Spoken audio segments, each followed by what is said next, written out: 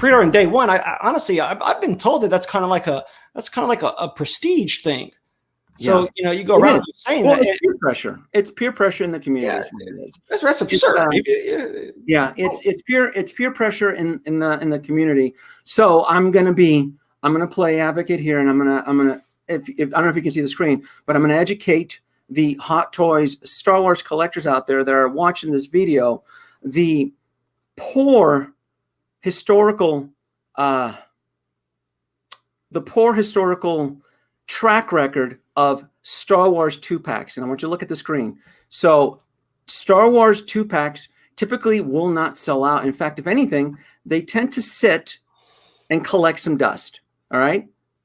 Star Wars, listen to me, folks out there. Star Wars 2-packs will sit and collect dust. And I don't want to hear, I will argue with you about, but it's Boba Fett. It's Boba Fett. It'll sell. It's a day one pre-order. I'm gonna call shenanigans, because listen to Denobi 2. Star Wars 2-packs do not sell right away. I'm gonna say this one more time, and I'm gonna stop with the rant here. Star Wars 2-packs. Do you want me to keep going? Star Wars 2-packs will always sit and collect dust. We are back to a Star Wars 2-pack here. All right. So what I'm asking, and I'm not talking to you, Zach, I'm talking to the audience. I'm gonna look at the camera. Please stop with the day one pre-orders and throwing the market off. I get it. Most of you guys out there, you want your collections to be pristine. You want it. You want that one off, like I got it, nobody else does. Well, you do that by not day one pre-ordering and then canceling when it's your turn to bat. Yeah, that's what's screwing it up. And I see where this guy had said, hey, earlier, and I would give him a shout out, the Everyday Collector. He said Tarkin and Vader are all gone.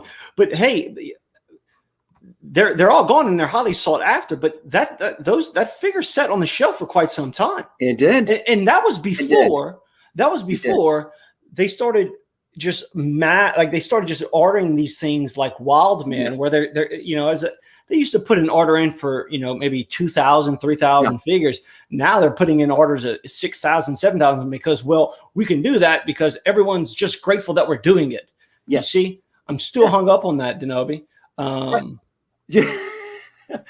Zach, you can't have that mentality.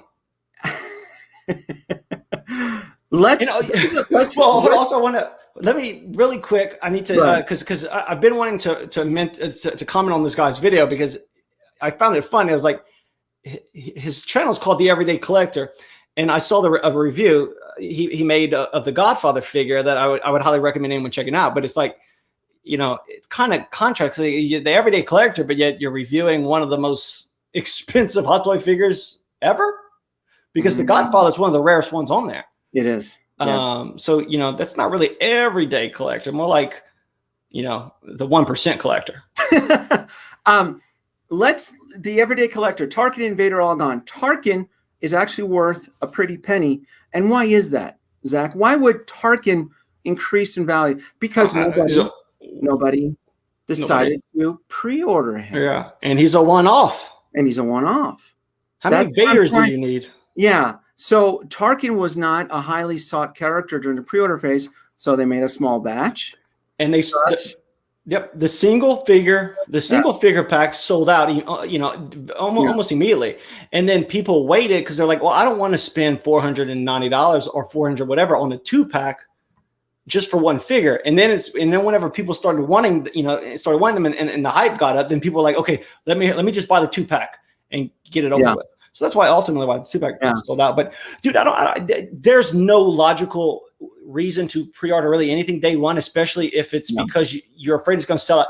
These figures aren't going to sell out. Has anyone seen the amount of stock recently that's available on the biggest distributor ever? There's over 110 figures. That's absurd. Whenever I started collecting like 3 years ago, you'd be looking, there'd be like 8. Mm-hmm. Iron Man Gold Midas is in stock right now. I didn't even think it should not be. It should be gone. Yeah. So it's either one of two things. Either they overestimated the market because they thought, oh, well, everyone's going to want these things because everyone likes this stuff now. It's mainstream, or no one's buying them. Yeah, I think it's a little mixture of both. But generally speaking, I think they're making too many of them. They're making too many of them. We just came out of a wacky year, and the amount of pre-order deliveries, and I'll sympathize because I got hit really hard. All the stuff that was back-ended when the pipes were cleared and all that stuff started delivering. Yeah, it really, you're right. It like, what the F? Like, so I can 100% sympathize with that because I got hit and like, oh my God, all these pre-orders that were backed up are not being shipped. Like, I gotta play this and go to this and that. $2,000. Yeah, you're right. You're absolutely right. So I get it. But what's happening is, and a lot of them are trying to attack the Hot Toys MCU line about why the empty stock. Well, if you cats out there would just actually commit to your pre-orders and not cancel because of the next shiny new dangly thing that's in front of you, then we wouldn't have an excessive abundant amount of stock. But you're right. It is, it's a little bit of everything. It really is. It's really concerning for the overall hobby because look, I've studied a lot about some of the top financial bubbles, more specifically 2008 and the financial crisis. The similarities there and stuff like what I'm seeing with this is I mean, it's basically twins when you look at the rapid rise and then trying almost, I say in a sense, getting greedy and going a little bit bigger, and then something happened and it's floating around and then all of a sudden it just popped like that almost overnight. So it's concerning to see that amount of because there's a supply and demand equilibrium, and they just completely they've thrown that thing out the window. It doesn't exist because the more supply that's there, it lowers the demand. So wait, I'm going to pause you right there. Who are you blaming? Are you blaming Hot Toys? Are you blaming the collectors? Are you blaming the distributors? Because Sideshow is ultimately responsible for purchase orders and so forth. They can fulfill their pre-orders and then they can ask for more, right? I'm assuming Sideshow kind of works in the same way as a traditional retailer. They share their pre-order numbers with Hot Toys, and then they get an extra pad. Hot Toys, Hot Toys based, just like anything else, like you said, none of this information that I'm saying is anything proprietary. It's not because I got from anyone that has, firsthand knowledge. I'm just a collector. I got to put that disclaimer out there. This is based off of just industry in general. Typically, the main distributor collects pre-orders, gets everything from their retailers, and then sends an amount to the manufacturer, and the manufacturer makes it off of that.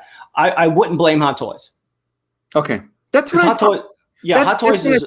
Yeah. Their stock and at Secret Base, buying direct from them is pretty. It's still they're sought after. Not as much as they were, but they still are. But I mean, down here in the States, it's gotten absurd. What real quick? I got a question here that I'm confused on from Mr. Bob. We passed a tulip mania for 6 scales. I'm not exactly sure what you mean. Not quite. I wouldn't say we're past it. Bob Dylan. This thing is the tulip mania was back about 300 years ago. A tulip bulb. It became so artificially inflated. The perception value of it rose to where it's like you could essentially, buy a house for the cost of a tulip, and then overnight, because it was all artificial, it collapsed. Yeah, and you were left with essentially what's just a tulip, because people weren't buying the actual value; they were buying the perceived value, and that's where things get dangerous. There's a difference between a product's value and then what it essentially what it's selling for. Two totally different things. I'm going to finish off on this Boba Fett Deluxe. Something else too about it is that we're not done with him yet either. We still have this version here, if you can see. We still have this one here. That's the cleaned version of Boba Fett. So I'm guessing, depending on the performance. I know, and I'm with you too. I'm like, yeah, I don't know. You're right. I don't. We're not even done with Boba Fett yet. We're not. They're milking them to the I watched that episode. I watched that episode. It was last night, and that's the first thing I thought. I was like, wait, why did Hot Toys make the one that's not painted? Yeah.